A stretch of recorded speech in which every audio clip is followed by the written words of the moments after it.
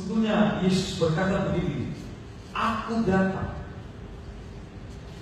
supaya kamu mengalami kelimpahan dalam hidup kamu. Berarti sudah kelimpahan itu adalah bagian dari rencana Tuhan buat anak-anak Tuhan. Tapi pertanyaannya, saudara yang dikasihi Tuhan, berapa banyak orang yang betul-betul mengalami kelimpahan dalam hidup? Mari kita akan belajar kunci untuk mengalami kelimpahan itu apa? Atau jalan untuk mengalami kelimpahan itu, saudara. Saudara mau mengalami kelimpahan? Amin. Lambaikan tangan saudara. Bilang, aku mau kelimpahan. Aku mau. Puji Tuhan.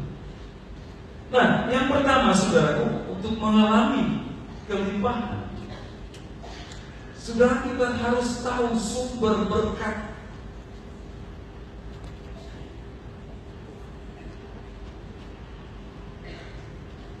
Penting untuk mengetahui sumber berkat.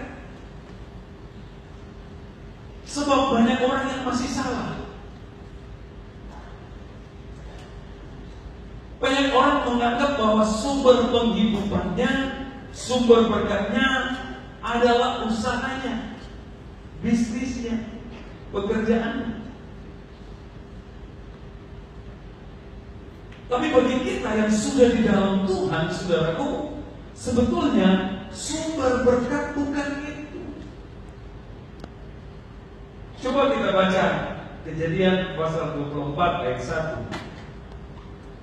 Adapun Abraham telah tua dan lanjut umurnya, serta diberkati Tuhan dalam segala hal. Dalam segala hal. Tapi saudara garis bawahi, diberkati Tuhan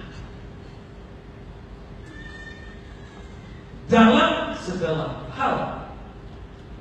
Nah, Abraham punya peternakan, dia bisnis, pebisnis yang sangat diberkati. Dia punya peternakan yang besar,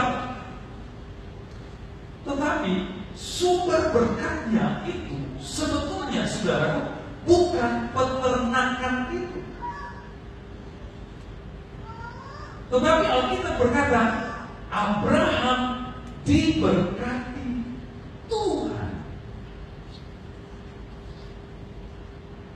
Nah, ketika seseorang, saudaraku, menganggap bahwa sumber berkat adalah usahanya, pekerjaannya, tokonya, saudaraku, bisnisnya, ketika seseorang, saudara, mempercayai seperti itu, saudaraku, melihat bahwa itu adalah sumber berkatnya, maka saudara, seluruh penghidupan kehidupannya akan berfokus kepada sumber itu. Karena dia pikir itu sumber penghidupan saya. Tapi berbeda, saudaraku, ketika kita tahu ternyata sumber berkat bukan itu.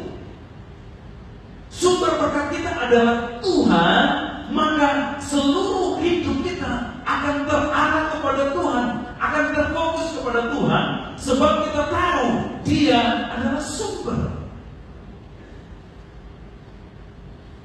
Toko, pekerjaan, usaha, saudara, bisnis, dengar baik-baik, itu hanya saluran di mana Tuhan menyalurkan berkat buat keluarga saudara, buat hidup saudara. Dan bisa sewaktu-waktu saudara macet di tengah jalan.